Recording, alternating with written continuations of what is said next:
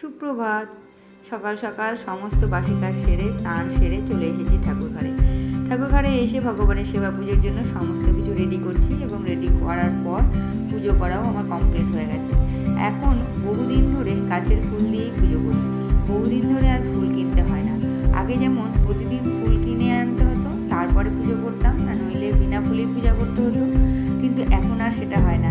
প্রত্যেকটা গাছে অল্প অল্প করে যা ফুল ফোটে তা দিয়ে সুন্দরভাবে ভগবানের সেবা পুজো হয়ে যায়। ওদিকে ভগবানের সেবা পুজো করে চলে এসেছি ঘর দুয়ার পরিষ্কার করতে। তার আগে কিন্তু সমস্ত জল খাওয়ার হয়ে গেছে।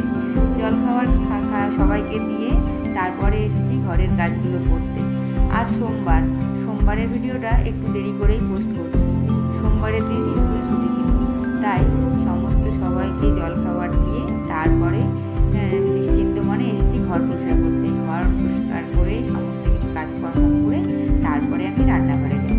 তো চলো, এদিকে ঘর দুয়ারগুলো বিছানাগুলো সমস্ত কিছু তুলে পরিষ্কার করে নিয়ে চলে এসেছি রান্নাঘরে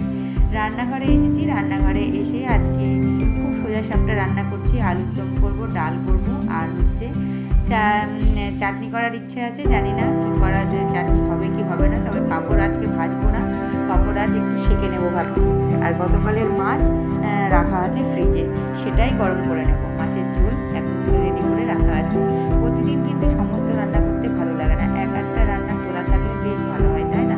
এই যে আলুর দমটা তো নামিয়ে ফেললাম, ডালটাও হয়ে গেছে, ডালটাও সম্পরা দিয়ে দিয়েছি। এদিকে ডাল ভাত সমস্ত কিছু নামানো হয়ে গেছে।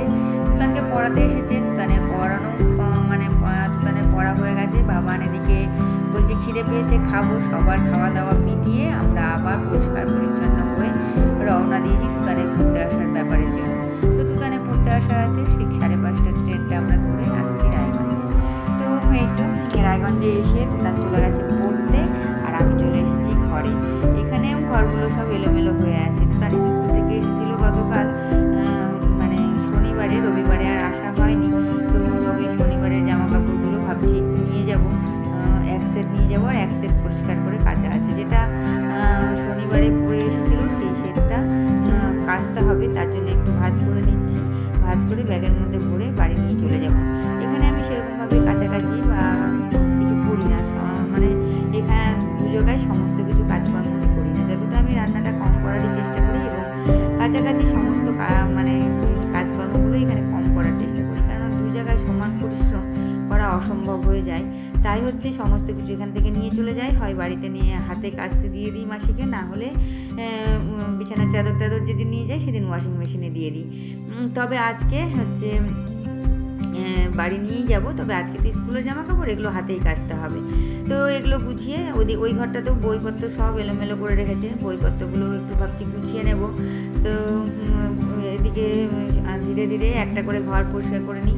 দুটো ঘরই এলোমেলো হয়ে আছে। এলোমেলো বলতে ওই বাচ্চা ছেলে তো আসলে একটু ছড়ানো ছিটানো। তো এক সেট জামা কাপড় এখানে কেচে মেলে রেখেছিলাম আর কি, আর এক সেট ও শনিবারে বাড়ির থেকে স্কুলে গেছিলো, তাই হচ্ছে আবার এখানে এসেছিলো স্কুল থেকে এসে ছেড়ে রেখেছে।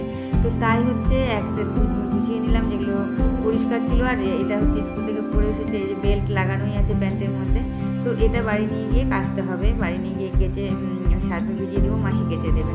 তো এখানে এসেও বলে না যে ঢেকি স্বর্গে গেলেও ধান ভাঙে, তো আমাদের ব্যাপারটা হচ্ছে, আমাদের মাদের ব্যাপারটা হচ্ছে তাই, যেখানেই যাবা সেখানেই কাজ। সূর্যোদয় থেকে সূর্যাস্ত পর্যন্ত প্রতিটা মুহূর্ত, প্রতিটা দিন, প্রতিটা সময় মাদেরকে করে যেতেই হয়, তাই না?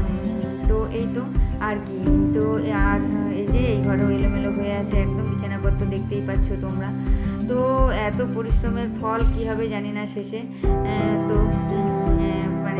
শারীরিক পরিশ্রমটাও কিন্তু বিশাল ব্যাপার একটা, দু জায়গাতে অনেকটাই পরিশ্রম হয়ে যায়।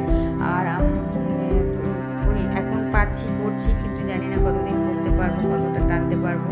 মাঝে মাঝে খুব ক্লান্ত বোধ হয়, মাঝে মাঝে মনে হয় আর কিছু করতে ইচ্ছা করছে না, একটু শুয়ে পড়ি। আর যখন মাথা ব্যথা হয় তখন তো কী বলবো, তখন তো আর মনে হয় না যে চোখ খুলি। কিন্তু অগোছালেও থাকতে পারি না, একদম অগোছালেও থাকতে পারি না। এটাই হলো আমার সবথেকে বড় দোষ, যে এক দিন হয়তো একটু গুছালাম না, কিন্তু না, কষ্ট হলেও যেন মনে হয় যে একটু গুছিয়ে নিই, তাহলে অন্তত মানসিক শান্তিটা পাবো। এই ভেবেই হচ্ছে করি আর কি, পরিশ্রমটা একটু বেশিই হয়ে যায়। তো সকালবেলা সূর্যোদয় থেকে সূর্যাস্ত প্রত্যেকটা কাজ কাজ একা হাতে করতে হয়। একা হাতে করতে হয় মানে বাইরের কাজের লোক আছে, কিন্তু ঘরে তো কম কাজ না, তাই না? রান্না, স্নান, পুজো করা থাকে, পুজোটা করতে একটু সময়ই লাগে। তো দেখো এই যে সমস্ত কিছু গুছিয়ে নিলাম একদম পরিষ্কার করে। দেখো তো এবারে কি সুন্দর লাগছে, তাই না? তাহলে পরিষ্কার পরিচ্ছন্ন থাকলে তো মন ভালো লাগবেই। তো ওই জন্য সমস্ত কিছু গুছিয়ে একদম রেডি করে নিলাম। যেখানেই থাকি সেই জায়গাটা যেন একটু পরিষ্কার পরিচ্ছন্ন থাকে। তো সন্ধ্যা হয়ে এসছে, জানলাগুলো সব লাগিয়ে দিয়েছি, কেননা ভীষণ মশা আর ফ্যানটা চলছে। তো এই তো ঘরগুলো একটু মুছে নিয়েছি, বিকালবেলায় মুছেছি। ঘরগুলো মুছে টুছে একদম পরিষ্কার পরিচ্ছন্ন করে রেখে দিয়েছি সব কিছু। তো আর কি, তো চলো আজকে ভিডিওটা এখানে শেষ করছি। তোমরা সবাই ভালো থেকো, সুস্থ থেকো।